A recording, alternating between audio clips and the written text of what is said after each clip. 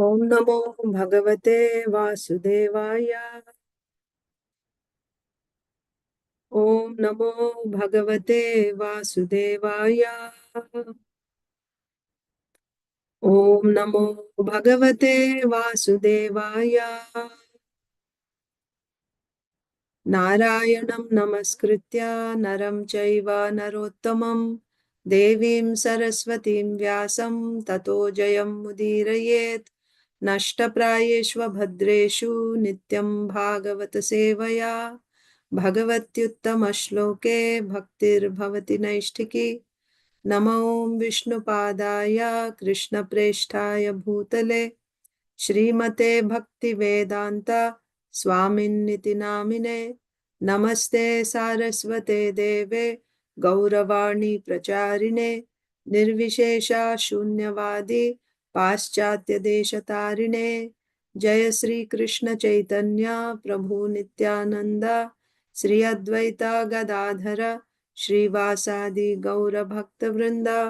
Hare Krishna Krishna Krishna Hare Hare, Hare Ram Ram Ram Hare Hare.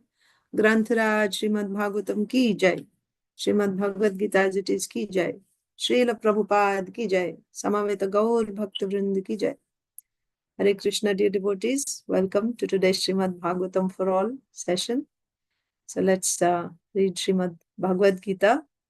We were yesterday in Bhagavad Gita 18th chapter. We discussed what are the three types of actions, karma. So Lord Krishna had said that. So what is the flow?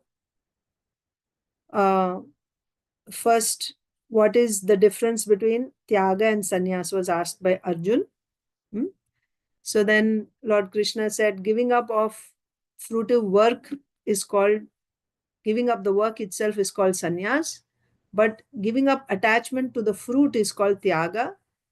Then Krishna said, the opinion of some is that you should actually take sannyas, you should give up work, because every type of work involves some fault in it, whereas others believe that you should give up, no, you should not give up yagya, dana and tapa. So we also saw who these two people are. The first category who says that you should give up work is Gyanis, and those who say that you should not give up Yagya, Dana, and Tapa because these are prescribed in the Shastra, so you should not give them up. These are the Karmis, followers of Jaimini philosophy or Karma Mimamsakas. They say their philosophy is work is worship, so you should work, you should not give up work. Now Krishna is saying, you hear what is my opinion. And Krishna said, I think Yagya, Dana and Tapa should not be given up because they purify. Yagya, Dana and Tapa, they actually purify you. Then, but in order to purify you, this has to be done in a particular consciousness, right? The work has to be done in a certain consciousness. So then Krishna said that this Tyaga, giving up of work, so Krishna said, my opinion is you should not give up. So this Tyaga is also in three modes. It is in goodness, passion, and ignorance. What is Tyaga in goodness? So actually Tyaga in ignorance, he starts with ignorance. In ignorance means out of illusion you give up your duty. That is called Tyaga in ignorance. Then what is in passion? Passion means you give up your work, your prescribed duty out of fear of bodily pain or some difficulty, right? It is too difficult to do, or it is very, it is very painful to do, so I won't do it. So you give up your work. This type of giving up of work out of fear of difficulty to the body, that is called Tyaga in the mode of passion. Then finally, what is Tyaga in the mode of goodness? Tyaga in the mode of goodness is you don't give up work, but you give up attachment to the fruit of the work. And then you work with a sense of duty. This is my duty, I have to do it. I am a Brahmana, this is my dharma, I should stick to my dharma. Whether it is giving me happiness or distress, it does not matter. And also I'm not doing it with attachment to the fruit. This type of Tyaga is in the mode of goodness. So this is recommended. You should do tyaga in the mode of goodness. So while talking about tyaga, we are talking a tyaga of what? Of karma, right? So then, so somebody who is working like this, who's doing tyaga in the mode of goodness, that means he's working without attachment. What did we see there?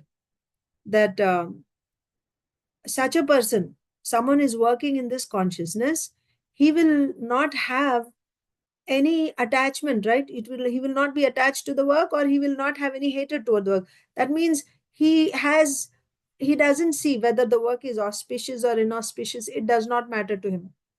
He's not considering while doing some work. His consideration is not, is this work auspicious? Is it going to give auspicious results or inauspicious results?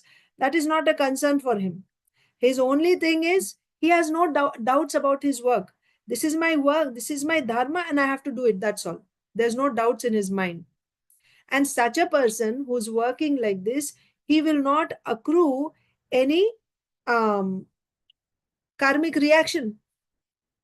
He may be doing all types of work, but he won't accrue any karmic reaction.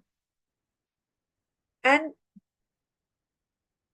he is not covered by false ego also, right? One who is not covered by false ego, that means he's not, okay, that comes later on. So after talking about tyaga like this, then Krishna says, what are the factors that cause, what are you giving up? You're giving up work.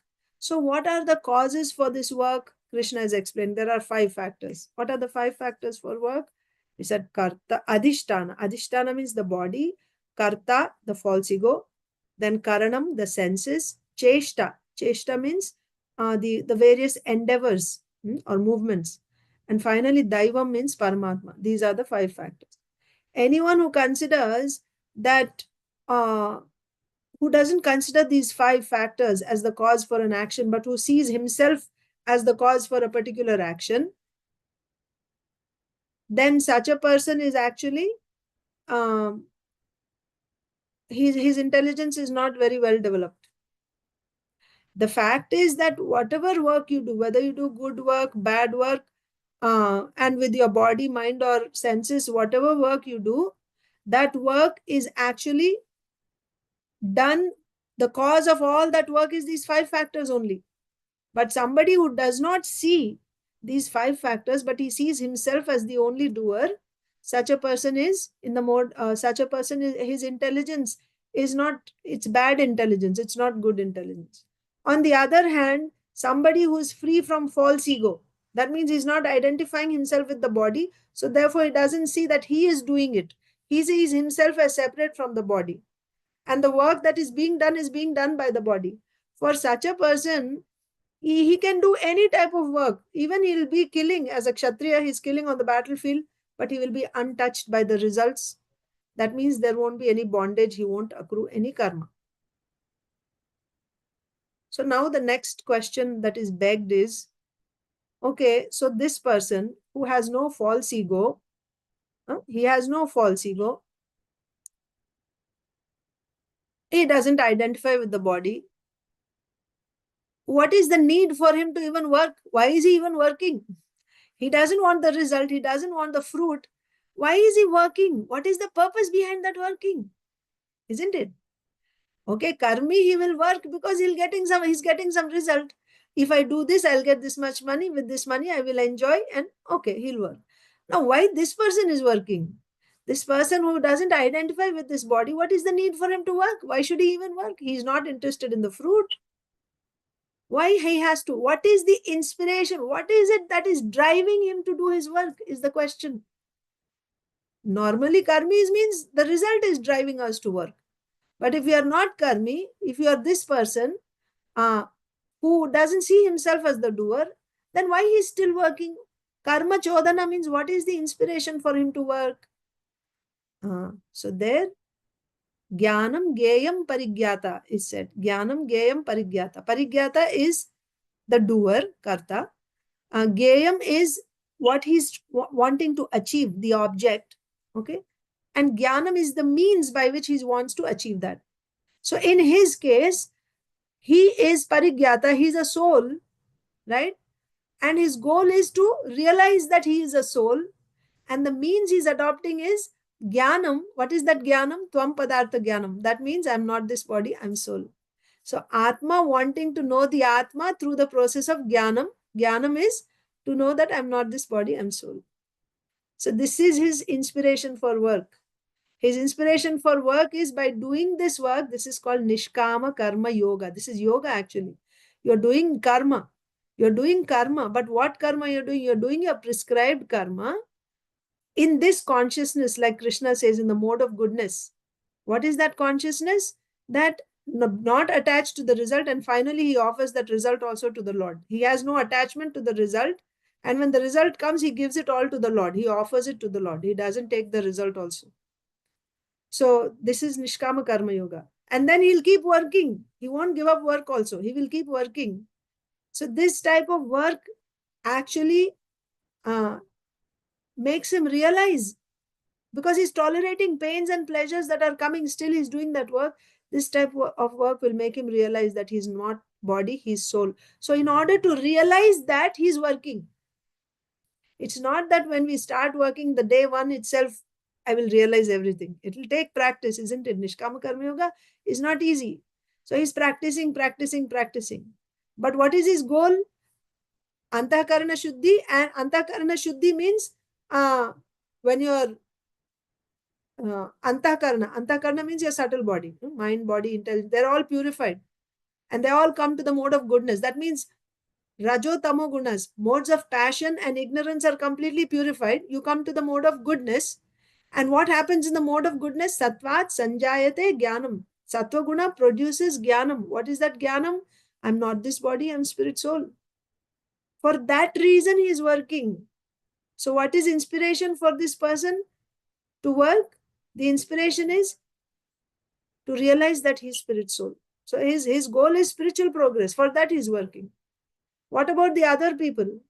Those who are not aspiring for that, for Antakarana Shuddhi, to realize that he is soul. Then for them, there is Karanam, Karma, Karta. Same, those three, Jnanam, Gyayam, Parigyata. For the Karmi, it will be Karanam, Karma, and Karta.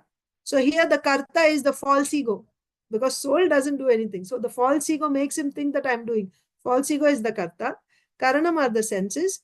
And karma. Karma is the work that he's doing to get the result. So the goal is what? Using the senses, he is doing a particular work, fruitive work, to get the result. So we saw that. Then Krishna is saying that now I will tell you this Jnanam, Karma and Karta. Jnanam, Karma and Karta are also in the three modes. Jnanam, Karma and Karta are also in the three modes: goodness, passion and ignorance. So then we saw day before yesterday, we saw Jnanam in goodness, passion and ignorance. What is Jnanam in goodness? Ekam Bhavam. Ekam Bhavam means in all living entities, you see oneness. What is that oneness? There is the same spirit soul in all living entities. Externally, you may see so many different bodies, but knowledge in the mode of goodness means when you see someone, you actually see the same spirit soul. Externally, the person may be highly qualified, not so qualified, from an aristocratic family, or from, a very, unknown family, or, it can be anyone, or a demigod or an insect. But that knowledge by which you are seeing oneness in all bodies, that knowledge is called knowledge in the mode of goodness. Then second, what is Jnanam in the mode of passion? You're seeing differences. That means based on the body, you're saying this is a dog living entity, this is a goat living entity, this is a demigod living entity, this is Brahmana living entity, like this. You're seeing differences. And because you're seeing differences, your feelings are also different toward different people. I like this person, I hate that person. You're seeing differences. This is called knowledge. So by this knowledge, the knowledge by which you're seeing differences in different people, and also you're having different feelings towards different people, this type of knowledge is called knowledge in the mode of passion. And we saw what is knowledge in the mode of ignorance. That means that knowledge which is limited to eating, sleeping, mating, defending. Your knowledge doesn't go beyond that, just like animals. In however sophisticated way you do, your knowledge is only limited to this: how to eat, sleep, mate, and defend. That's all. Enjoy. There's no knowledge beyond that. That is called knowledge in the mode of ignorance. So we saw jnanam. What are the others that Krishna is going to explain? Karma and karta. So yesterday we discussed karma also. Karma is also in three modes. What is karma in the mode of goodness? We discussed, right? Karma yesterday. Did we discuss karma yesterday? I think we did. Let me see.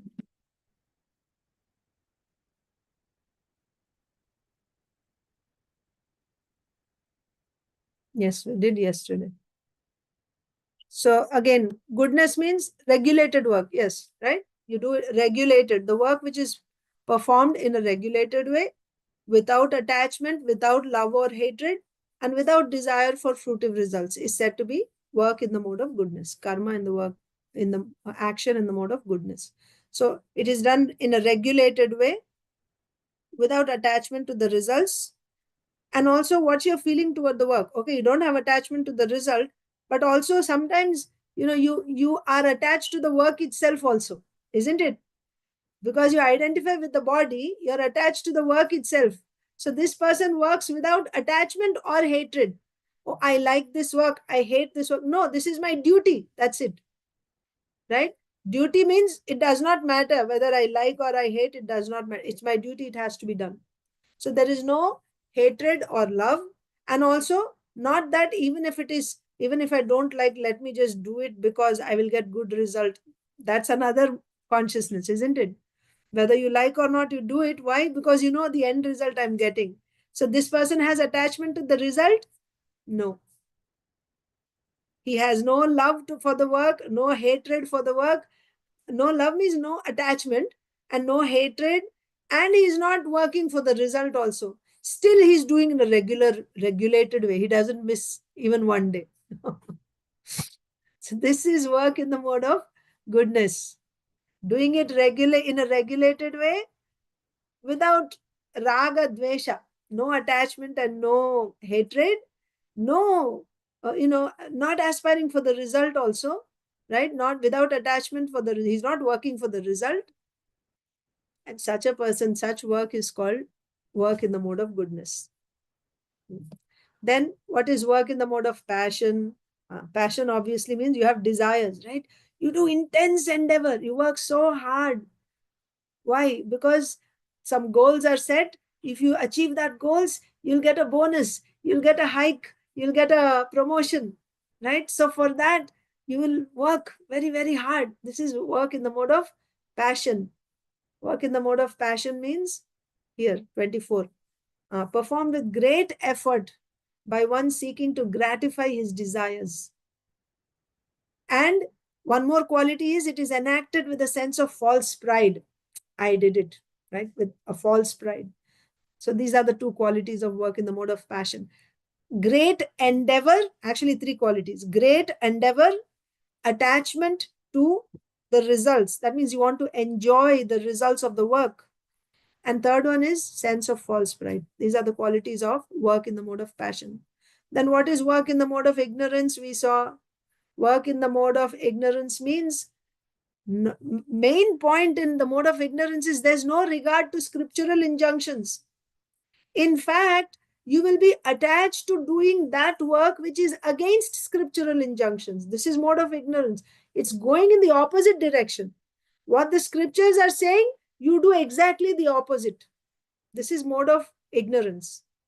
So first thing for action in the mode of ignorance is disregard of scriptural injunctions. You don't care for what is said in the scriptural injunctions.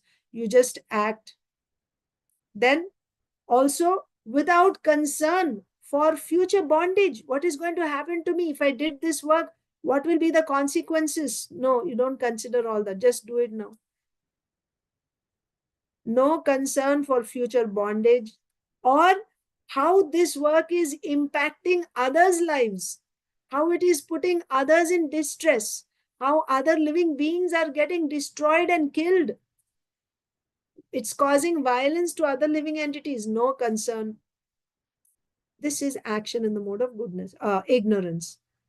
First one is what? Scriptural injunctions. There's no you're not concerned with scriptural injunctions, disregarding scriptural injunctions. Second one is no concern for future bondage, how this work is binding me. It doesn't matter. Just enjoy today, and kal kisne dekha hai, right? Who knows what will happen tomorrow? Let me enjoy now. Second one, right? No concern for future bondage. And the third one is what?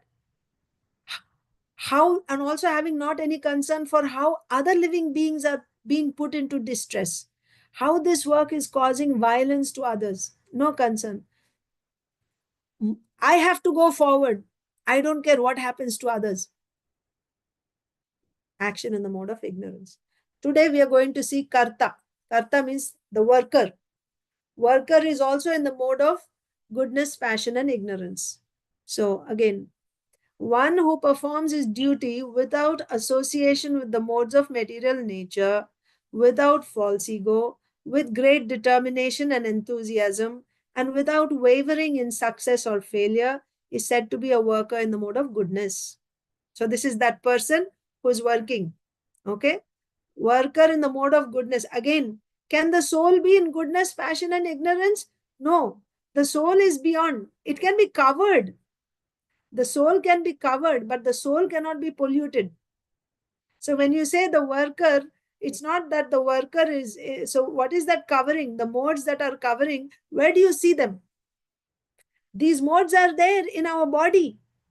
Our body, you see, everything in this material world, whatever things you see, my body, my mind, my intelligence, not just my body, all other bodies, all over creation, what are these things made of?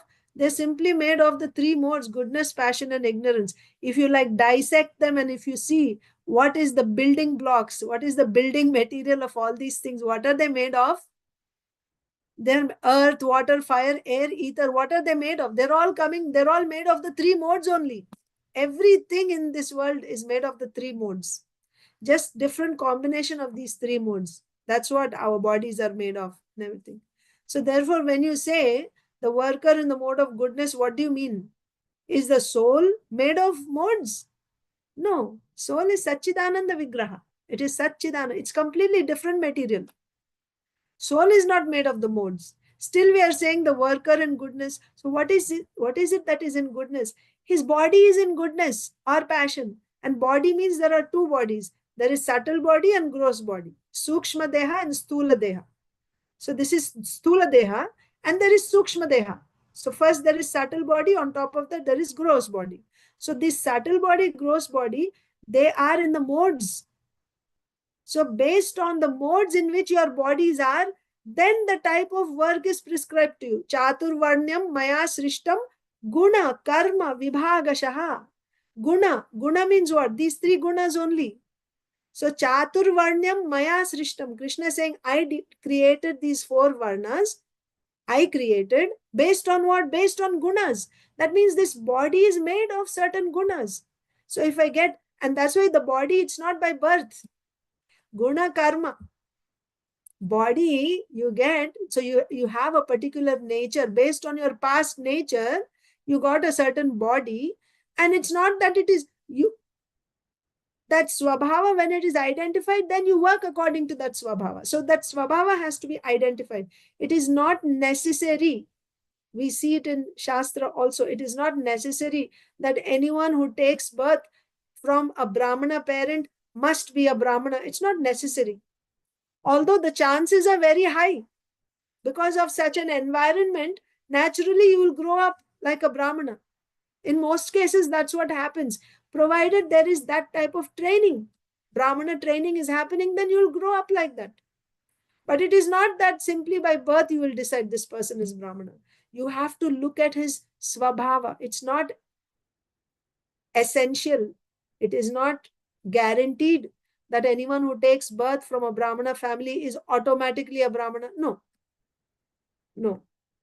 That has to be tested. You have to go through your screening. That is done by the Guru.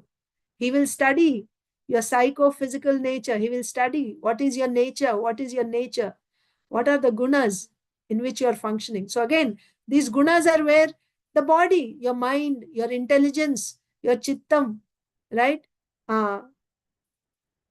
Ahankara and your gross body. These are all in modes.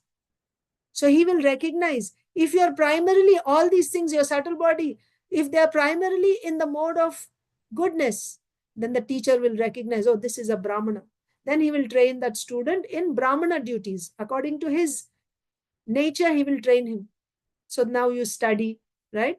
Pathan, worshipping activities, yajan, dana, pratigraha. These are the duties for a Brahmana. So first, the swabhava has to be identified and then the job is given. Dharma is assigned. Once dharma is assigned, now you stick to it throughout your life. It's not that, oh, I was Brahmana before, but now I feel I'm a Kshatriya, so I will change. No, Krishna says, no, you should not do that. We will come to that later on. Earlier also, Krishna says, because this is, first 6 chapters, last 6 chapters are dealing with Jnana Yoga only. So Jnana Yoga was discussed initially also. In bits and pieces, it was discussed in the first 6 chapters. So the same verse comes again. Shreyan swadharmo vigunaha paradharmat swanushtitat. Shreyan swadharmo vigunaha means it is better to do your own dharma. Even if it is not perfect, no problem. You hold on to your dharma. Why? That's what we are reading here. Worker in the mode of goodness means what? He will stick to his dharma.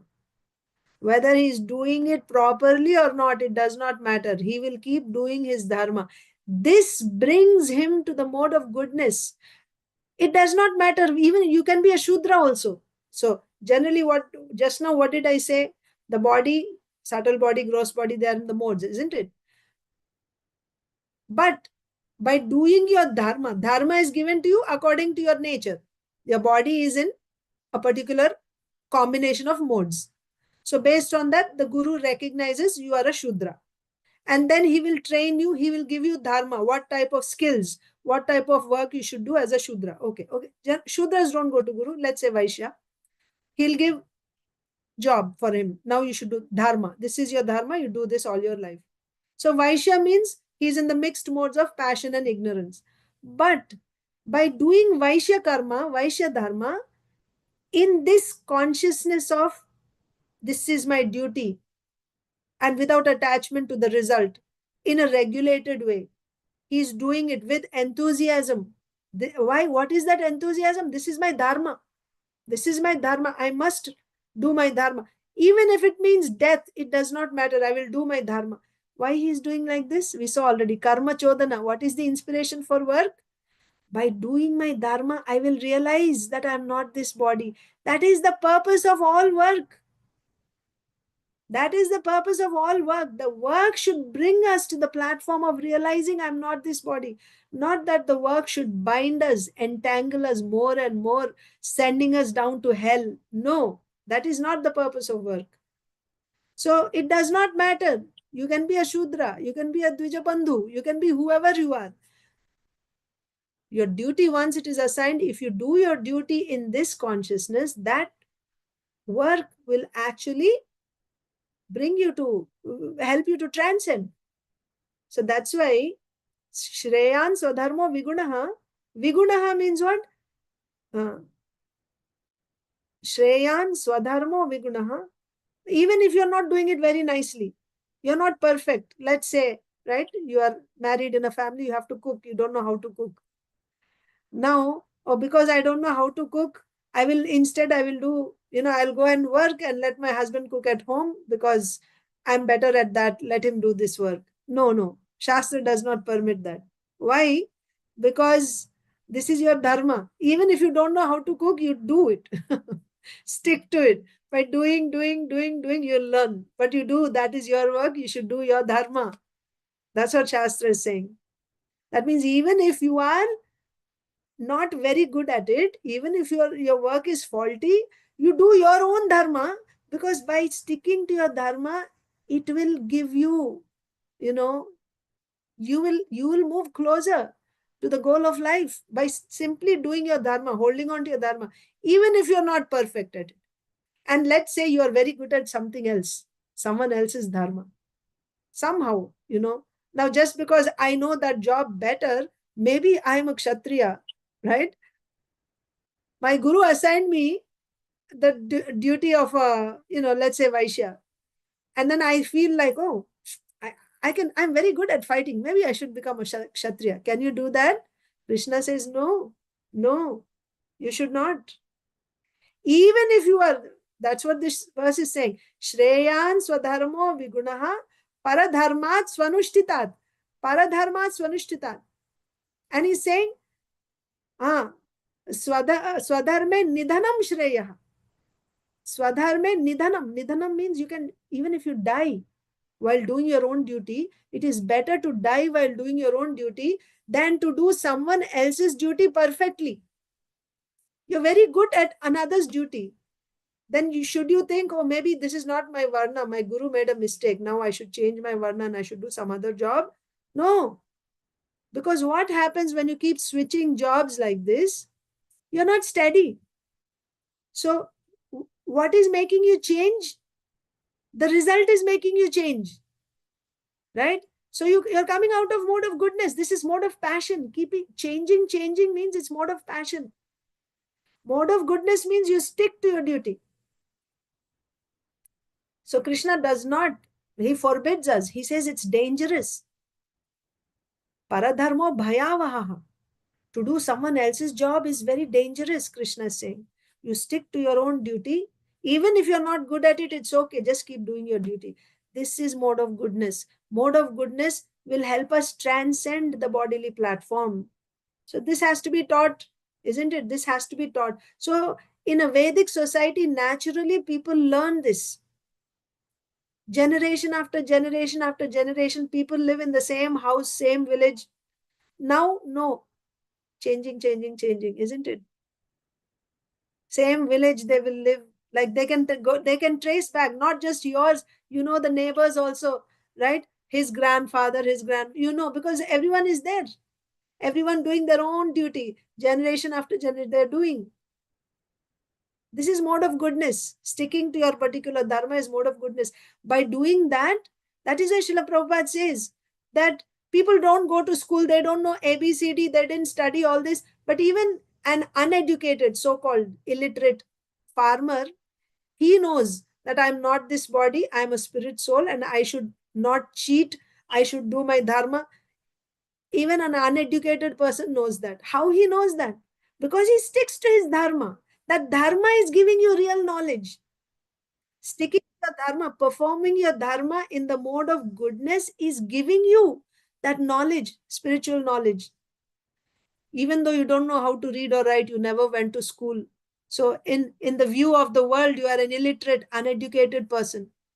But in reality, that person is far more knowledgeable. When he sees a sadhu walking through his field, he'll come and offer his rice field. Srila Prabhupada was walking.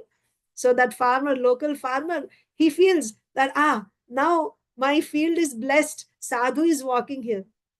Who told him all that?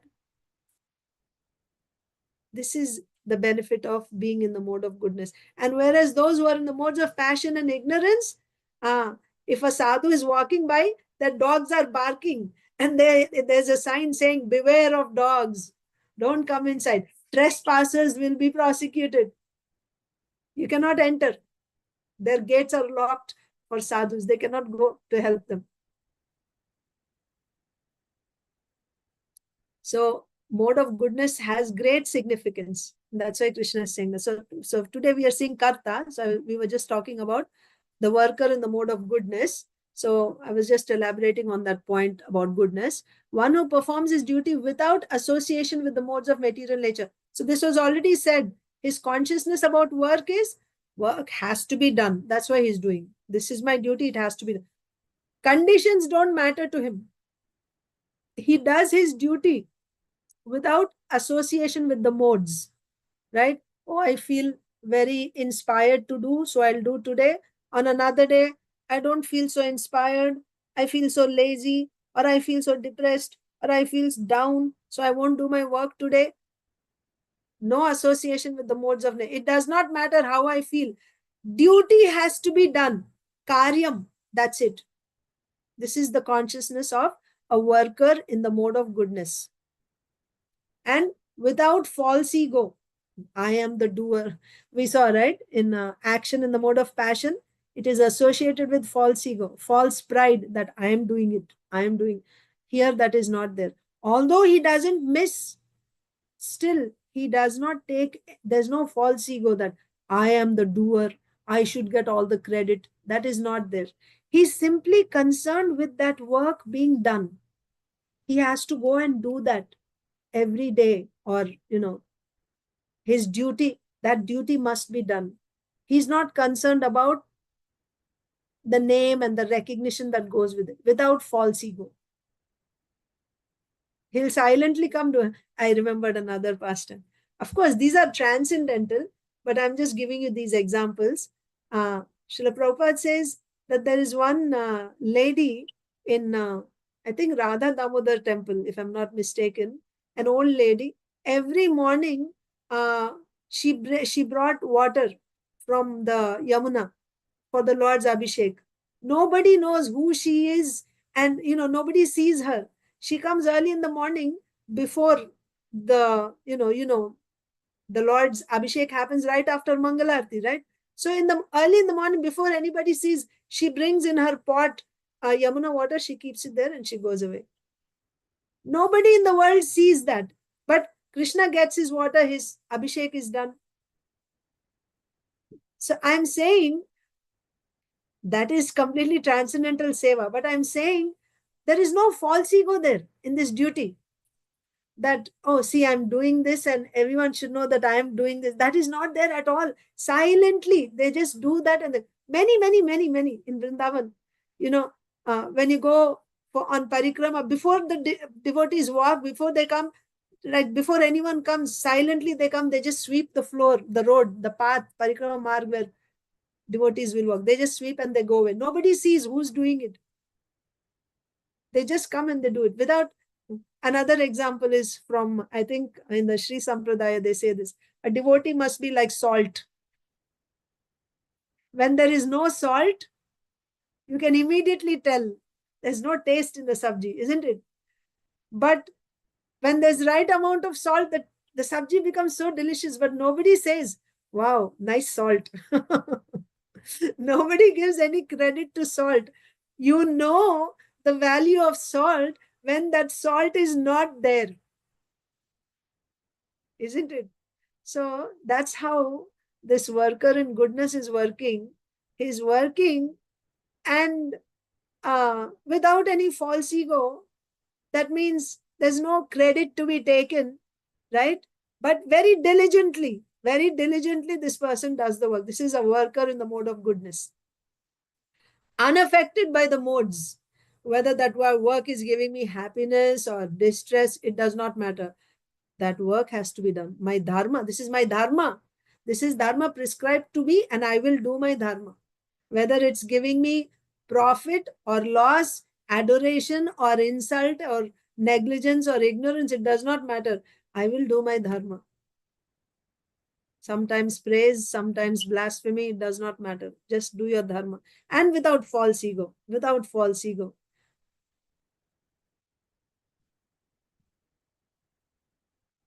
This is worker in the mode of goodness.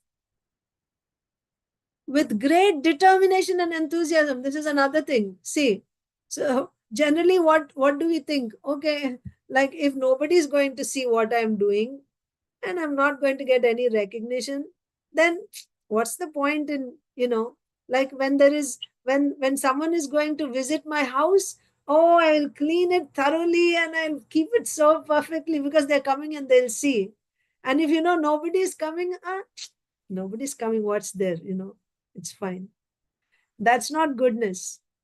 Goodness means you will do your work with great enthusiasm, regardless of, in fact, regardless what, you don't even care for the result. You're not affected, right?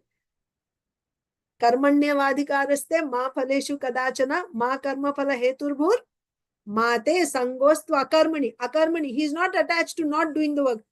I don't get the fruit, right? Then why I have to work so hard? I'll just do something जिससे काम चल जाए, right? Some mediocre work I will do. It's fine. थोड़ी कोई देखने वाला है, right?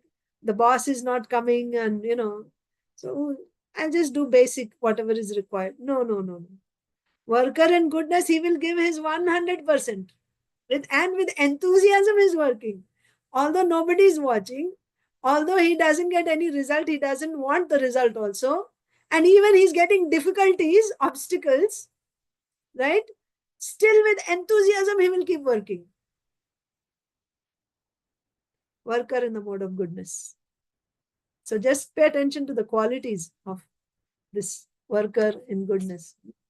So it does without association to the modes, without false ego, with great determination and enthusiasm, and without wavering in success or failure. And finally, when you get the result, he is not attached to the result. So whether it's not that when the result comes, he becomes very elated. This is another thing, right? When you actually get victory, finally you succeed, then you become very happy. And if you fail, then you become morose and sad. But for him, even if he gets success, he's the same. And his failure, that's not going to stop him from doing his duty. He'll continue.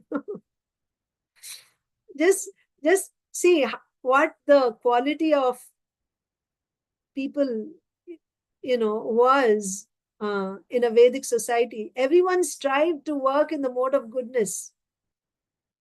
Do we have this type of consciousness now in people? That's why the values in society have fallen down. How can we improve? How can we improve the values in society? If you see those 7 principles based on which ISKCON was formed, Srila Prabhupada gives 7 principles.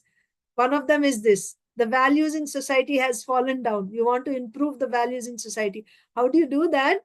You have to bring everyone to the mode of goodness, because you see the quality here, see the value in the mode of goodness. What is the consciousness of the person who's doing his work? That's how they were working. Kings, the way we see, like when monarchy fell, how they show the kings being licentious, right? And, degraded, always intoxicated and associating with women and all that. No, that's not a Kshatriya actually. Kshatriya means Kshatriya should know Shastra. Otherwise, how? See, Kshatriya's quality is he has to protect the citizen, and in order to protect the citizen, he should be able to discriminate between what is right and what is wrong. It's not so easy to discriminate.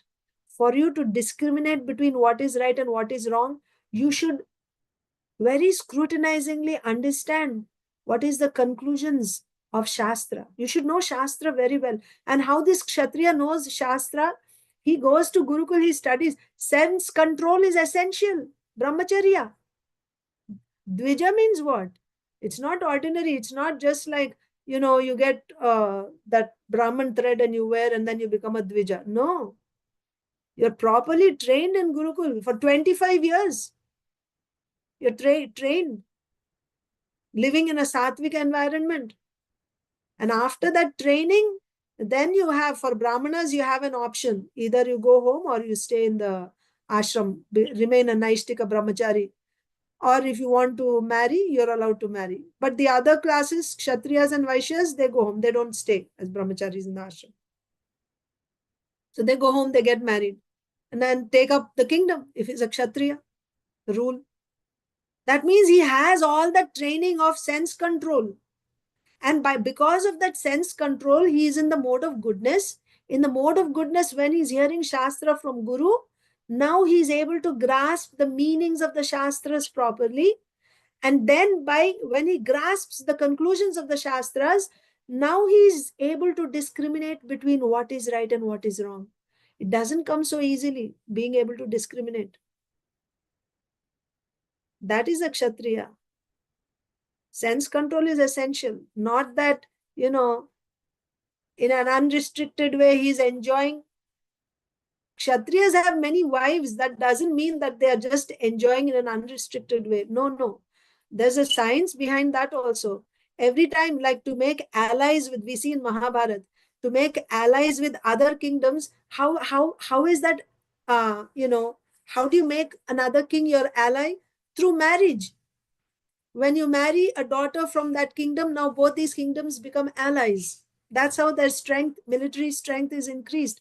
And now that doesn't mean, oh, for this purpose I married, so now once married you neglect her. No, no, she's maintained very nicely. And maintain means now grihastha dharma is there. She has to have children and she should be provided nicely, maintained. And Kshatriya is capable of doing that.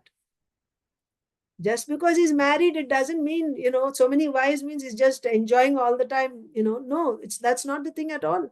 Everyone has their duties. This is mode of goodness. The goal for and he has to lead the whole kingdom, all the citizens on the path. That is his responsibility. And what is the goal of life? Goal of life is everyone should do their dharma in the mode of goodness so that they can all come to the stage of self-realization. Just see how scientific this system is given by Krishna. Why we should reject it and why we should, criticize this system that it is not going to work. Since ages and ages, since time immemorial, right? Since the beginning of creation, this is the system. What we are seeing now is just a very, if you look at the entire creation, since the beginning of creation until now, Lord Brahmaji is 50 years old now. His 50 years have passed already. His another 50 years are remaining. In one day, there are 1,000 Kali Yugas. Imagine, 1,000 Satya Yugas, 1,000 Kali Yugas, 1,000 Dwapar Treta Yugas. We are just in one Kali Yuga, and even in that Kali Yuga, only 5,000 years have passed. And in those 5,000 years also, just in the past couple of decades, so much change has come. Okay, let's say 100 years. What about before that? And all that time, this Vedic civilization, that is the eternal system that is going to last. This temporary thing is not going to last. This is going to fall away. What is going to last is the Vedic system only. This is not going to last. So, of course, for us, the shelter is the holy name. We have to take shelter of Krishna. But if we say or speak or what do you say? What is the word here? Discourage this Varnashram system or Vedic system. If we do that, we are committing an offense. Because Vedas are the Lord's energy. This system is given in the Vedas. If I'm not able to practice because of my constraints, so I should feel bad and we should pray to Krishna that this is a deplorable condition. What to do like that? Not that preaching against it. This does not work. This is Hinduism. We are not just Hindus and this and that. No, it shouldn't be like that. Hindu is not even a term from the scriptures. Sanatan Dharma, Vedic Dharma is from the scriptures. Just you should understand things in the right perspective. Not just blindly reject it. It's like throwing the baby out with the bath water, as they say. We tried some things in the past, trying to live simple life, and we had so many faults. What were the faults? We made mistakes. Yes. Trying to open farm communities, and yes, there were many problems. No doubt about it. Child abuse and so many things have happened. Money laundering, so many things have happened. Yes, agreed. But That doesn't mean the system is at fault. The system is not at fault. It was not practiced properly. The system was not. That is why, how did Srila Prabhupada instruct? He said, start Varnashram college. Start Varnashram college. It starts with education. If you want someone to become an engineer, you don't just pick up someone from the street, a rickshawala, and make him sit in the office and now you work as an engineer. No. How much training is given to that person? First, you have to finish your 12 grades, study, right? And after that, you go to college. And then also, further training is given. So many years of training, and then finally, you're given a responsibility. So, why we think that to start a community, we don't need any education, we'll just jump into the field and automatically, everything will happen? Why the Vedas are giving so much knowledge then? What is Kshatriya Dharma? What you read Chanakya Pandit's Arthashastra, Kautilya Arthashastra. This tells us about the duties of a Kshatriya, systematically training Kshatriyas. So similarly, Vaishya training is there, Brahmana training is there. We need training, like we need training in any field, in any job we do, we need training. For that matter, even for cooking, we need training, don't we need? Someone has to teach us. Then we learn. How to manage home also, you learn. And if you don't learn, then you'll just do, here and there, not properly. One who is trained properly will be able to function nicely. Training is essential. So yes, because some mistakes were done in the past, the mistakes were done because of lack of training. Lack of training. That's why first step is Srila Prabhupada says, open Varnashram college. What is a Varnashram college? Varnashram college is a college where it's like a Gurukul, only it is for adults. That's the difference. Gurukul is for small boys. Varnashram college is for grown-up men. And then in Varnashram college, the teachers will identify what is Swabhava of this person and assign. But who will do this? This Varnashram system, it is for the whole planet, for all people in the world. Now, how today, the way we have the system in the world, all these big, big skyscrapers and technology and everything, it didn't happen overnight.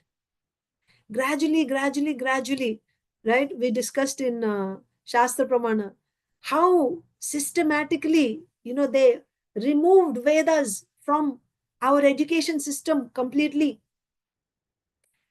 They bad named it, saying that it is mythology, it is a myth, saying that it is like there are all fantasies, it's not real, like that. They kept feeding us for decades and decades and decades. Finally, we lost faith in our own mother, the Vedas. And now we are accepted. How many decades it took for them to do this? And now that became, even these smartphones, just, we know 20 years ago, we didn't have these smartphones. In fact, if you go back 25 years ago, I think you didn't even have cell phones, or hardly, they were just coming, those small cell phones. And if you go even further back, go back 30 years ago, people didn't even have phones. Not everyone had phones. Only some wealthy people had some phones here and there, landlines in India. But today, everyone, even in a family, each family member will have phone, and the phone is there with you all day and night. How did we come to this stage from there to here? Only in a matter of 30 years, such a big change. Because on the other side, they've been working diligently. Day and night, they're doing research and they're pumping all these things into our lives, and we are just accepting now artificial intelligence. They're literally controlling your mind, where you're going, what you're thinking, and they're feeding you again and again, practically controlling you. So, the way this change happened, in the same way, we can revert it back also. But to do that, you have to work diligently. But we are relaxed. We are waiting. Let someone else do it. Someone else will come. All of a sudden, some, great person will come and chew mantar, and all of a sudden everything will be. But they are not working like that. The demons are not working like that. They are diligently working to destroy the Vedic culture. So we should also become like that. Srila Prabhupada said that all these big, big universities, they should all turn into Varnashram colleges. Real knowledge, Yathartha Jnanam should be given to everyone. Now all we are getting is Ayathartha Jnanam. What did we say? Knowledge in the mode of ignorance means it is limited to eating, sleeping, mating, defending. That's the knowledge we are getting in all these universities. They've just made us slaves of their system.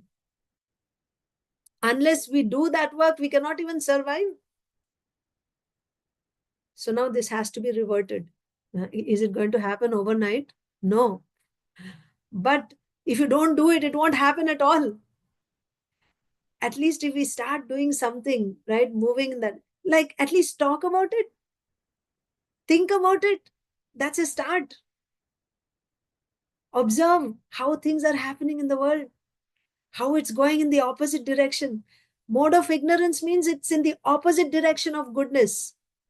Goodness is leading you upwards. Urdhvam gachanti sattvastha. Madhye tishtanti rajasa. Jaganna guna vrittistha adho gachanti tamasa. Tamasa means you're going down. Goodness is taking you up. Tamasa is taking you down. Opposite directions. And then Krishna is giving you what are the symptoms of tamoguna. Now you look around this world and see. Why around this world? Everywhere around me. All over. Where are we? And inside me also. That is why Krishna is giving so scientifically, he's telling you what is the mode of goodness. And each one he's telling who is a worker in goodness, what is work in goodness, what is intelligence in good. It'll come future verses. This 18th chapter is all this only. What is intelligence in goodness, passion, and ignorance? What is sankalpa? Sankalpa means determination in goodness, passion, and ignorance. We are dealing with this every day. We are making decisions using our intelligence. We are, we are determined to do some things. Now, how do you recognize, is my determination in goodness, passion, or ignorance? And then if I identify my determination is in passion, then what is the end result of this? That is also said. If I'm in the mode of passion, what will happen to me? If I'm working in the mode of ignorance, what will happen to me? And if I'm working in goodness, then what is the result? So, coming back, I have to complete the cycle. How to improve the values in society? The way to improve the values in society is to bring everyone to the mode of goodness. I may not have control on everything in the whole world, but to whatever extent I have control on myself, to whatever extent I have control in the surroundings around me, let me try to move towards the mode of goodness as much as possible as my contribution. Why? Because mode of goodness is conducive. It is conducive to spiritual progress. It will not react with spiritual progress. It is conducive. But modes of passion and ignorance are not conducive. They pull you down from spiritual life. It's like you're making one step forward and you're pulled 3 steps backward by the modes of passion and ignorance. So it's always a struggle. Let's at least do this karta. So we are seeing karta and goodness, right? What are the symptoms of worker in goodness? He performs his duty without association with the modes of material nature, without false ego, and with great determination and enthusiasm, and without wavering in success or failure. That means the result, whether you get success or failure, it does not matter. You will continue. Okay, so this is worker in goodness. One more time. He does his duty without association with the modes. That means happiness, distress while doing work is immaterial to him. Without association with modes. Without false ego. He doesn't want any credit that I did the work. Right? No name tag required. Without false ego. And third one is he does it with enthusiasm and with determination. Because I don't have, because I'm doing it without false ego, with no credit, then what's the use of working so hard? No, he will work very hard with enthusiasm and with determination. He's working. And finally, after doing that work, when the result comes, if he gets positive result, he doesn't become very happy. And if he doesn't get good result, he doesn't become very morose. He'll continue doing his duty in the same mood with enthusiasm and determination. He'll continue. Even if he doesn't get good results, he will be working with the same determination and enthusiasm. This is a worker in the mode of goodness. Then who's a worker in the mode of passion? Naturally, passion means you're attached to the results, isn't it? We want sense gratification. So worker who is attached to work, see, there's two things here: being attached to work itself and being attached to the fruits. Both are there. In goodness, you're not attached to the work and you're not attached to the result also. Passion, you're attached to the work and you're attached to the result.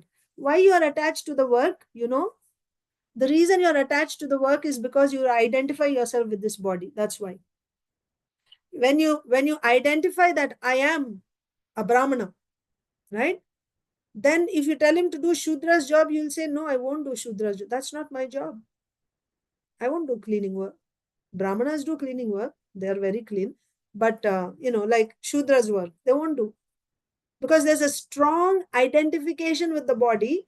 Therefore, there is an attachment to the work itself, even though you may not be attached to the result of the work. But there is that identification with that work. You will do only that work. Okay? So this is worker who is attached to work. Now, goodness person is also doing his dharma. This is my dharma, I must do it. But there is no false ego there. I am a Brahmana. That false ego is not there. But in passion, he is attached to work. He is attached to the results of the work also. Fruits of the work. Why he is attached to the fruit? Because he wants to enjoy it. Obviously. Desiring to enjoy those fruits. He's attached to it. So he'll work very hard to get the result. Why? When the results come, I'm going to enjoy them. And who is greedy? Obviously, more result, better. Right? He's greedy. Always, and also greedy will also mean here, if you say greedy, that means he will be a miserly person. When the result comes, it's not like he's liberally just spending it. No, he will keep it. Thoda thoda karke he will enjoy it. Because he's greedy, right? A miser is a greedy person. So he will keep and is very miserly. Itna I want more and more, like that. Miser. Greedy concludes that he's a miser. So, who is greedy and he's envious of others. I got so much. And then if he sees someone else, he has more than me. I should have what he has. If somebody has built a nice house and my house is not as good, you feel envious of that person. Or someone has a very nice, chaste, beautiful wife, you want. Or someone buys a new car, you want. Envy. This is the sign of a karta, a worker in the mode of passion. He's very attached to the results because he wants to enjoy those results, and he cannot tolerate to see another person getting nice results. He's envious. And he's very greedy, miserly, and envious of others. Naturally, impure. Impure means it's impurity of heart and impurity of externally also is not pure. Okay, externally also, physically also, he won't maintain cleanliness, purity, and internally his mind is also not pure because of envy, isn't it? That envy is making his mind, and greed and envy, it's making his mind also impure. He's not pure. And externally also he won't be pure. A person who is in the mode of passion. And moved by joy and sorrow. When the result comes, if the result is according to his expectation, then he becomes very elated. I did it, I did it. You see, there's also false ego, identification with the work also, right? I did it, yes, yes. Joy. And then when you fail, oh, it's the end of the world. It's like, Sorrow. What did we say about the worker in goodness? Success or failure, he's not wavered. Sometimes, because he's attached to duty only. He's attached to duty. Duty has to be done. He's not attached to results. So whether there is good result, bad result, it doesn't matter to him. But for a worker in passion, results are everything. The work and the result and false ego, right? He's greedy for the results. He wants to enjoy the results. He sees someone else getting more results. He becomes envious of that person, right? He's impure in his mind because of envy. And naturally, when the result comes, if it is good, then he's celebrating and he's elated. And if it is not according to his desire, he becomes morose. This is a worker in the mode of passion. Then who's a worker in the mode of ignorance? Always engaged in work against the injunctions of scripture. So you can, this thumb rule, you can always remember. Ignorance means opposite direction of Shastra. Whatever is said in the Shastra, he will go against that. This is mode of ignorance. We also saw about uh, karma. Karma in the mode of ignorance is what? Working against Shastric injunctions, without disregarding Shastric injunctions. Here also, worker is one who is working, always working against the injunctions of Shastra. All the work that we do in the world now, in the modern world, it is all done against Shastric injunctions. That means people who are always like engaged in this type of work all the time and who see that there's no problem with this, they're workers in the mode of ignorance. Worker who's always engaged in work against the injunctions of Shastra, who is materialistic. We also saw what is knowledge in the mode of ignorance. It's limited to eating, sleeping, mating, defending. You don't know anything beyond that. All knowledge about that only. So similarly, here also worker, his knowledge is that. So he's only materialistic. Nothing beyond this body he cannot think. All his research, all his inventions, and all the gadgets that he uses, it's all meant just for the comforts of the body. Eating, sleeping, mating, defending. That's all. It doesn't go beyond that. What happens after life? After life also, what do they think? After life, how my funeral will be performed? I will pay for it, right? It should be like there also. After giving up this body also, I'm planning how this body will be nicely taken care of. There's no plan, no idea about where am I going. That understanding doesn't even come. He's thinking I'm in that body and that body is nicely decorated and everyone will see what a nice funeral I had. This is ignorance. What is happening to me? Where did I come from? Where am I going? That thought doesn't even cross their mind. Who am I? Worker in the mode of ignorance. He's materialistic, right? Jada. All his consciousness is about matter. No understanding of spirit. Materialistic. Who is materialistic? And what? Obstinate, stubborn. Even if you tell, they cannot, they don't want to hear also. Ulta, they think these people are crazy who are talking about, now what you have, enjoy this life. Why you're talking about after? Enjoy now. Stubborn, they won't change. Obstinate. Not only that, cheating. Cheating. They're very expert in cheating and in insulting others. They're lazy, morose, procrastinating. Procrastinating. You know what's procrastinating? Putting off, right? The work. So you're assigned something to do, given an assignment, you'll think, yeah, I'll do it later, later, later, and you'll pile up all your work. This is not mode of goodness. Mode of goodness means as soon as it comes, finish it and done. Abhi, let me chit chat for some time. This work होता रहेगा बाद में.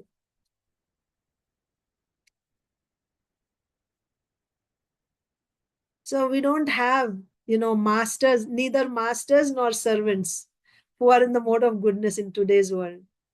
You know, a servant who is in the mode of goodness, what is his consciousness, his or her consciousness? Like even when I was a child, we used to have maids who would come and work at home. And you see such a difference. That is still Kali Yuga. It's not too long ago, but several decades ago. But they were simple. It's about just you come and you do your work, and they're concerned about the master, right? The person for whom they're working. It's not about, oh, my time, 1 hour, it's done, and then drop everything and talking in terms of money all the time. No. I've even seen when we were living in a smaller town, not in the big city, they would just, like they would have in their homes, they have some, they'll bring some milk because, they had a new calf. So they'll give that, milk or something. They had some festival that they celebrated. They come and they bring. And if there's something going on in our house, they will come and they'll work extra. Naturally, that mode of goodness was there in society. Simple, where people are simple, you will see that. Now, I don't know if it is even there, maybe in some places, but now it is what we see here, mode of goodness worker. What is the situation now? They're very expert they're lazy. You're actually required to work so much, but you want to just spend time. You are being paid to do that work, but they don't want to do that work. Instead, they come and chit chat and talk. Upar se, do some light work, but get full paid. When taking money, they demand. And if the owner is not seeing, then they don't do their job properly. And they're also procrastinating. You give some job, no, I cannot do this. Complaining all the time. And not satisfied with whatever they're being given. They give so much more, and this and that and that. Always, whatever it's not sufficient. More and more and more and more. So study the nature. Is it goodness, passion, or ignorance? You have to study. And this is for the workers side. What about the master? Master also, the master who is in the mode of goodness, he takes full responsibility of the servant. Matlab, now the servant is serving me. Let's say the servant had an accident or something. Now the servant is not able to work. The master still maintains that servant because the master feels this is my responsibility. This person has been working for me all these years. And the servant, how does the servant work? The servant was working thinking that uh, my master should prosper. His business should not. Uh, you will see, some will still be there probably, like those generation after generation, those who are doing certain businesses, their servants also are like that only. They just take responsibility of that, and the master can put everything on the servants, put it in servants hand and he can be relaxed because it's such a trustworthy servant. He will take care of the business for the master, and he is not thinking how I will take away everything from the master. His only interest is my master should prosper, and his business should go well. He'll do it as if it is his. He's not thinking it is his, but he's working so diligently, so sincerely. Now for such a servant, how does the master feel? Even if he is out of business or something, now I'm not able to pay, but still he will try to maintain that servant. He will feel bad if he's not able to maintain the servant. So I'm saying on both sides, such masters are also not there. Now the masters are all these corporate employers. They're all masters only.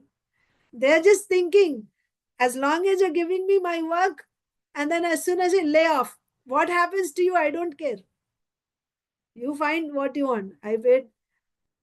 So such masters are also not there, and such servants are also not there.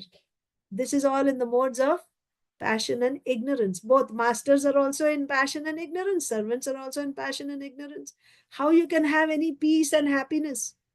Mode of goodness means the symptom of mode of goodness is happiness and knowledge. You cannot have.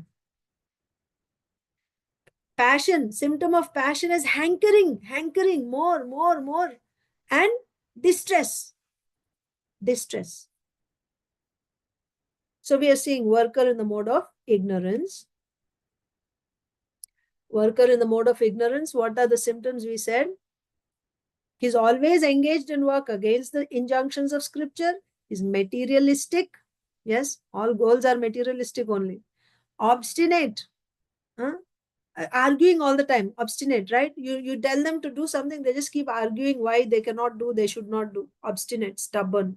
They won't do. Cheating, right? Cheating. You're assigned to do something, you'll just cheat and avoid doing that work. Cheating. And expert in insulting others. This is also the quality of a worker in the mode of ignorance. Expert in insulting others. Lazy. Morose. Morose means they're never satisfied. No matter how much you give, they're not satisfied. Always morose. Nay, they give more, you don't give. Morose, never satisfied. Whereas goodness, sign of goodness is satisfaction. Whether you get or you don't get, you're always satisfied. Ignorance is the opposite. Always morose. How much ever you get, still it is not sufficient. I want more and more and more. Morose. Procrastinating, right? Putting away. I'll do later. These are the qualities of a person, a worker in the mode of ignorance. So we should make a nice chart of the workers in goodness, passion, and ignorance. Okay, so today we covered, actually I went over again the summary of Bhagavad Gita, 18th chapter until this verse, what is the flow, and we discussed the three workers today, workers in goodness, passion, and ignorance. It's time already. Let us do Bhisma Stuti and maybe one verse of Bhagavatam.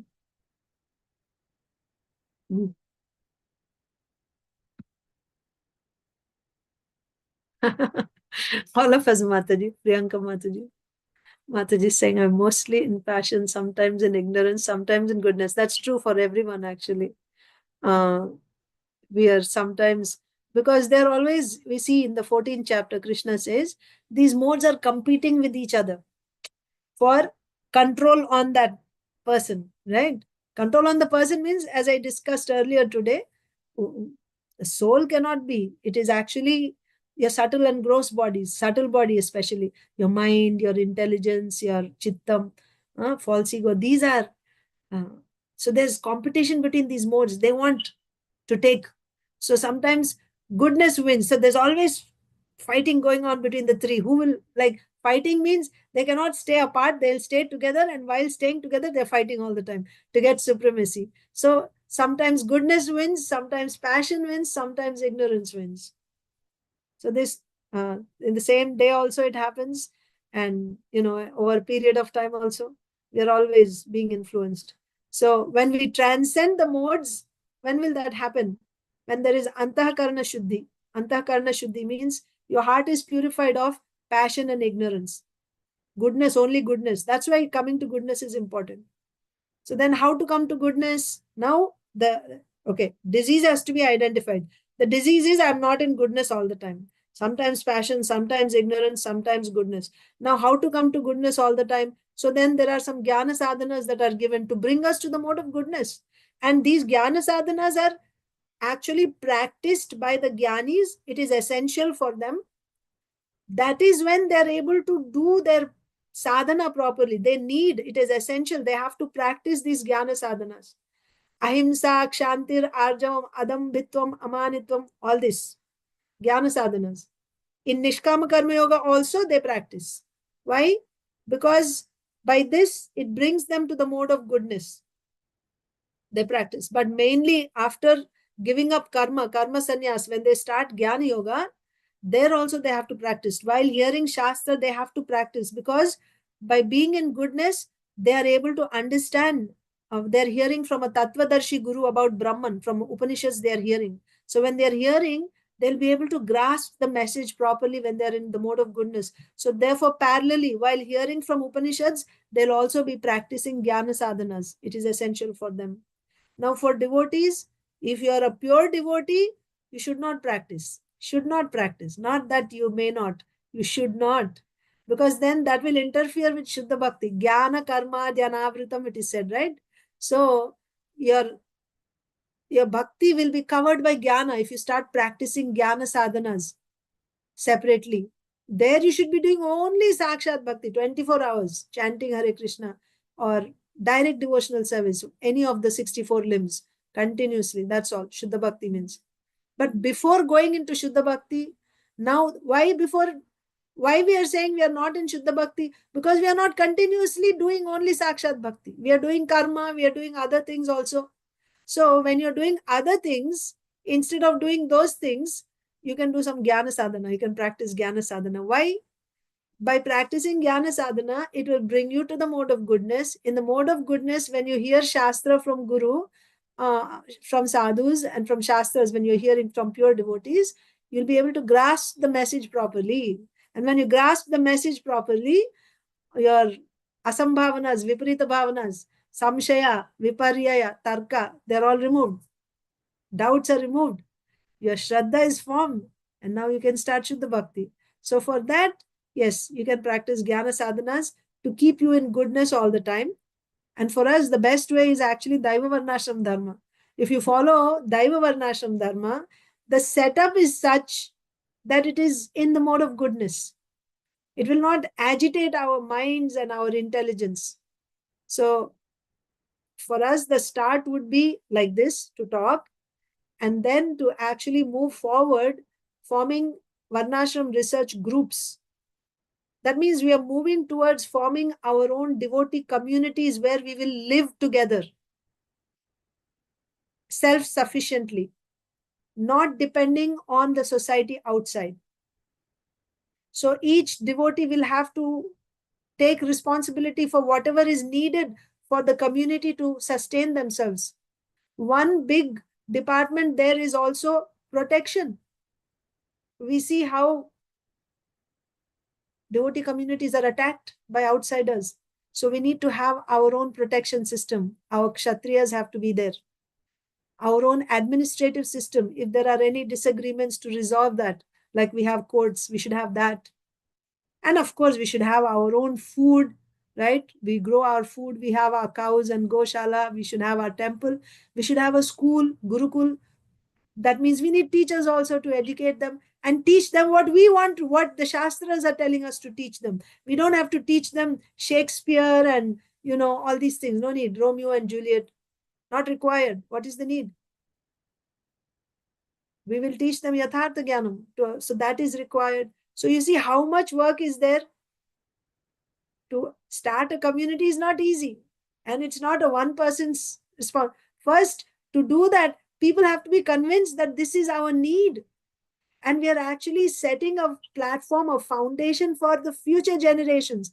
This is the mood of devotees. It's not about what I will get. I may not, if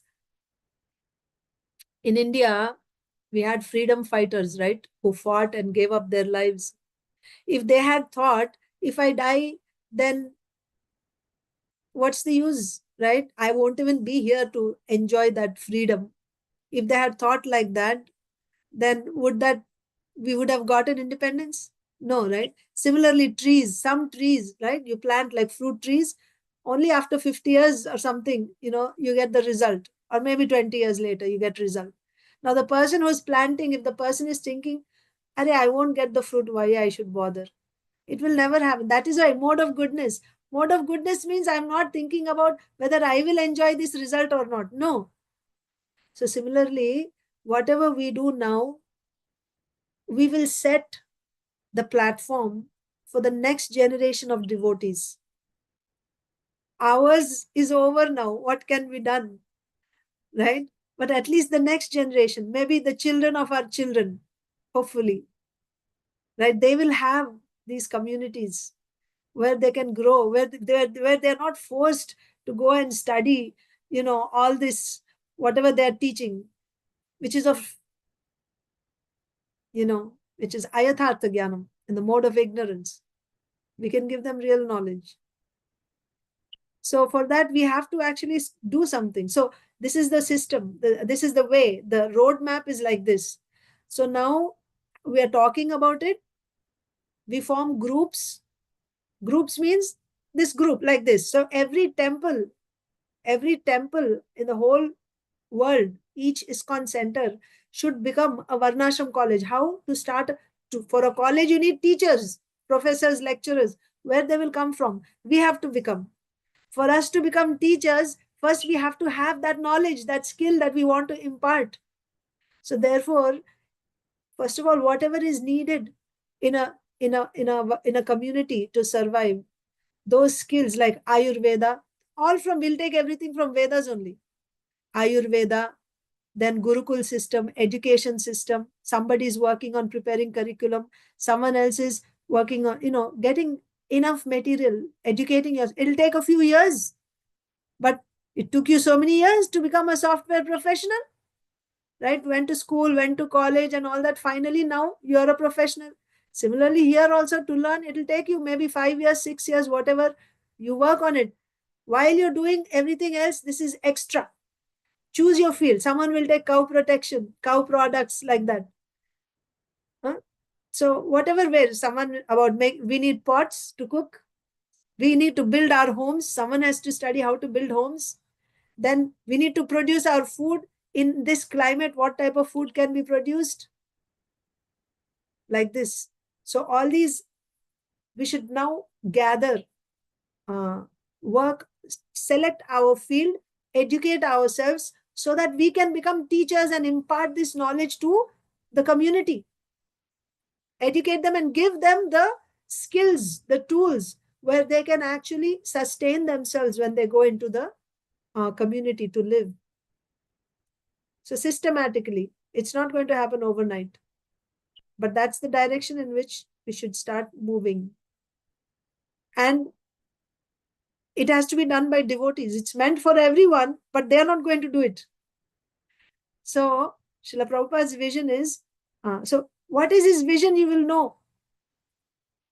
I was thinking maybe we should just start reading. There's a book called Speaking About Varnashrama. Speaking About Varnashrama is nothing but Srila Prabhupada's quotes. Srila Prabhupada's direct quotes from his morning walks, from his conversations, from his purports. These quotes on Varnashrama college and how to proceed, it will give you an idea of his vision. So by reading this, we will get an idea. We will understand what is the plan. So maybe once a week, like maybe on Saturday and Sunday, when we don't have a big, anyway, we don't have a big gathering, but even the few who come, maybe on Saturdays and Sundays, or at least once a week, if not both days, maybe on one day, we can read once a week on this book. So that's a start for the big picture, which may happen in some. It will happen, no doubt. You know why? Because this is Chaitanya Mahaprabhu's, the Daiva Varnashram system, this idea is Chaitanya Mahaprabhu's idea. He gave this to his disciples, direct disciples, the Goswamis.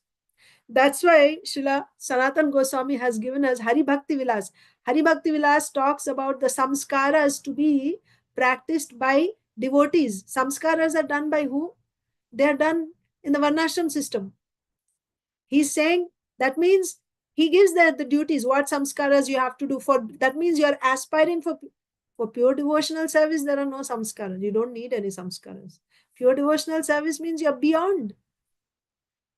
That means most of us, we are not there yet. We want to get there. So our thing is we have how to bring us to the stage of pure devotional service without being affected by the onslaught of Kali. So they have given, Sanatan Goswami has given, Shat Kriya Sara Deepika by Gopal Bhatta Goswami has been given. And then extensive work has been done later on by Srila Bhaktivinoda Thakur, passed on to Srila Bhakti Siddhanta Saraswati Thakur, to our Srila Prabhupada. And Srila Prabhupada, he had such a big mission. He had to, first of all, bring it to the whole world. And that's why he said 50% of my mission is still remaining. I told you before also, there are 4 movements. This is Srila Prabhupada's mission. Even before he came to America in 1949, he wrote a letter to Sardar Vallabhai Patel. We have that letter. In that letter, Srila Prabhupada he's explaining his mission like he would have been the Prime Minister, Sardar Vallabhai Patel. Actually, he would have, but didn't happen. So he wrote to him that what is his vision, what is his mission. So he said it's a 4-fold, like 4-step mission, 4 missions. First mission is Sankirtan mission. Second is temple entry mission. Third is initiation mission. And the 4th is Daiva Varnashram. It's called a classless society. So first 3 missions have been accomplished. Sankirtan mission means going out on the streets, book distribution, introducing them to the idea of, Krishna consciousness. The books, give them. Then the next thing is, after they get the books, now you have to bring them to the temple. That's temple entry movement. And after coming to the temple, they visit and then they join the temple also. Now it's not happening so much in the West, right? But the way it happens is, after they read the books, now they get so attracted, now they want to live in the temple. They start joining the temple. Brahmachari ashram, Brahmacharini ashram, like that.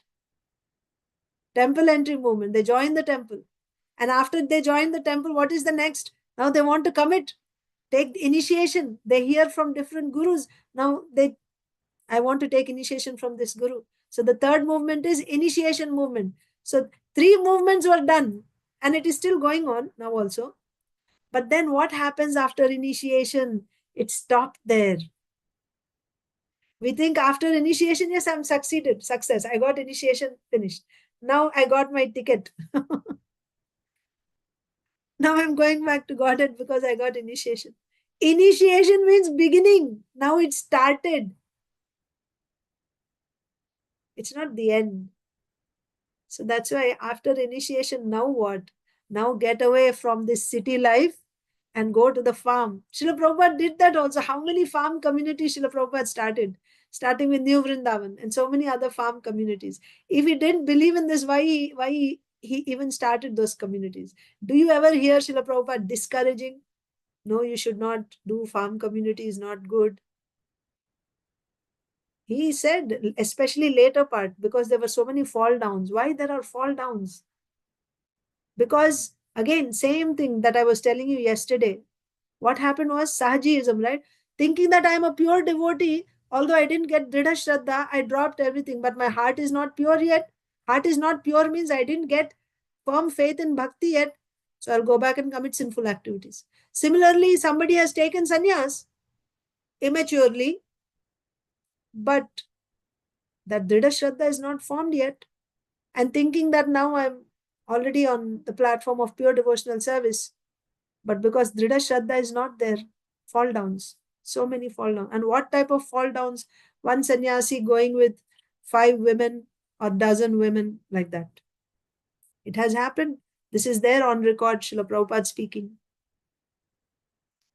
That's why Srila Prabhupada said, start Varnashram college, right? Artificially, you don't have to say or think that I'm a pure devotee. When you're a pure devotee, you will come to know. That Shraddha, when it is formed, you will come to know.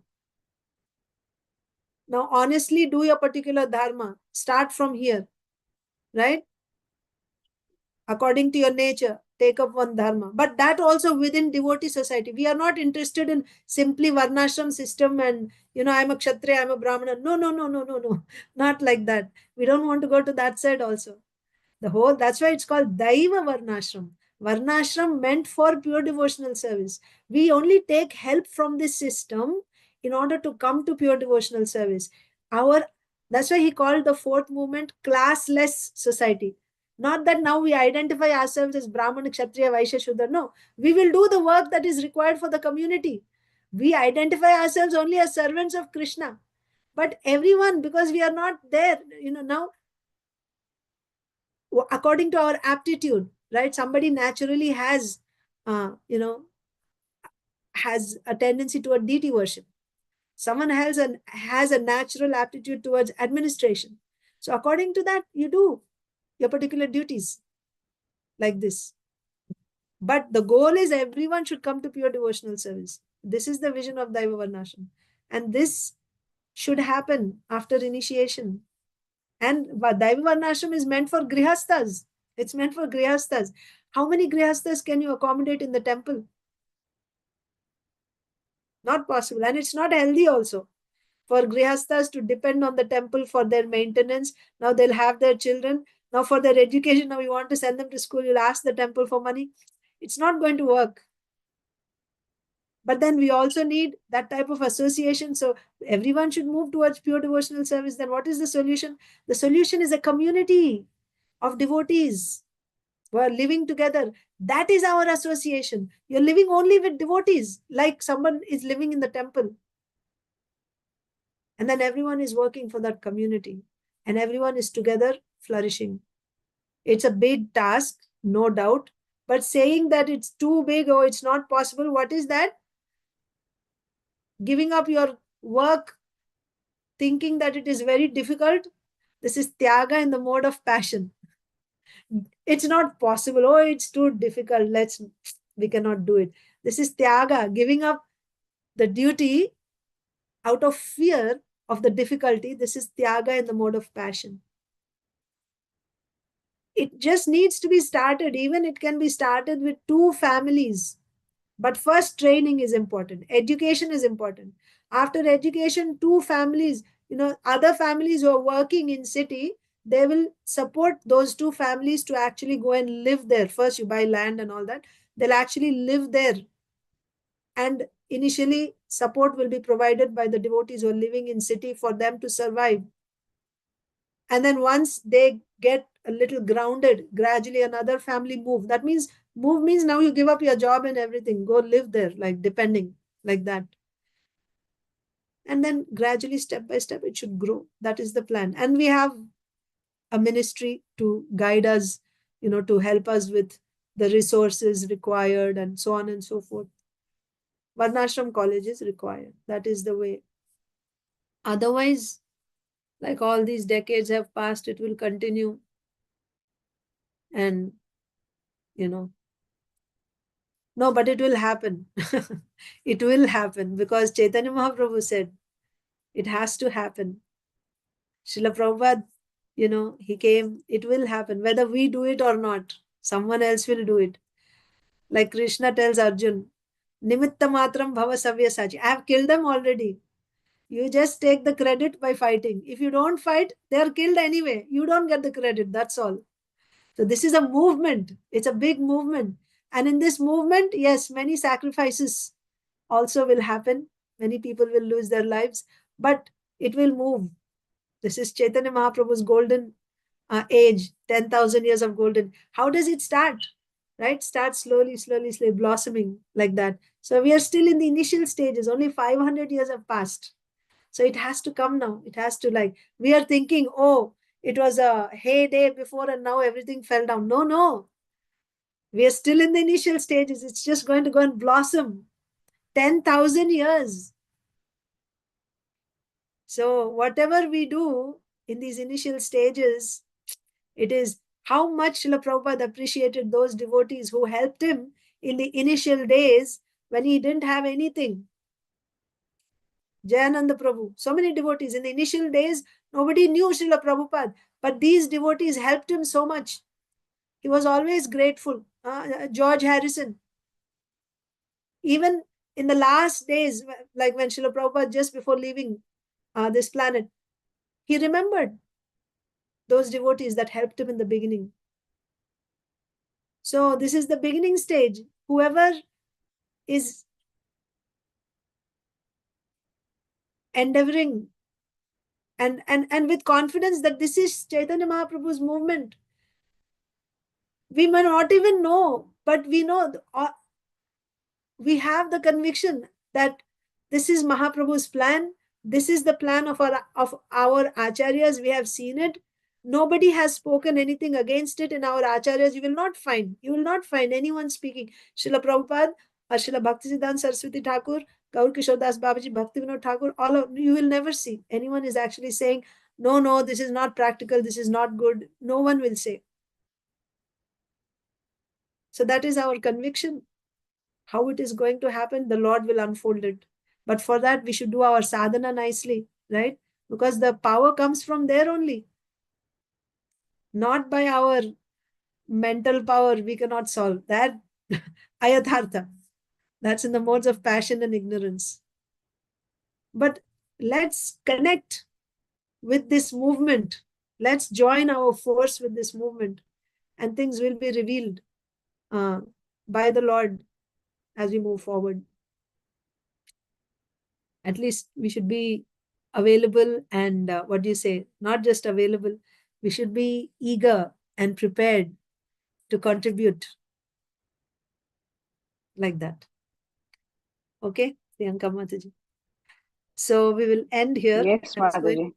I have this desire for a long time actually. Bhagavatam, but again, time is over. I'll end here. Yes, Mataji. Okay, you want Mataji. to say something? No. That's okay, Mataji. Yeah. Thank you. I will send you a message. Okay. Okay. Okay, Mataji. All right. Hare Thank Krishna. you. Hare Krishna. Thank you, Saujanya Mataji and Subhadra Mataji. Thank you very much for joining. Hare Krishna. Thank you, Mataji. Hare Krishna. Hare Krishna. Please forgive me if Thank you. anything. After 5. No, Mataji. Please. That's it.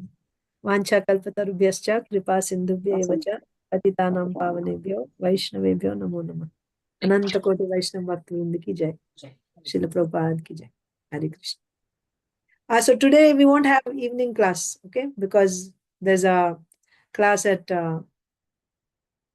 Bhakti Vriksha. What's that? Bensalam? Bensalam. Yeah, I saw the flyer. Okay. Yeah. Hare Krishna. Hare Krishna.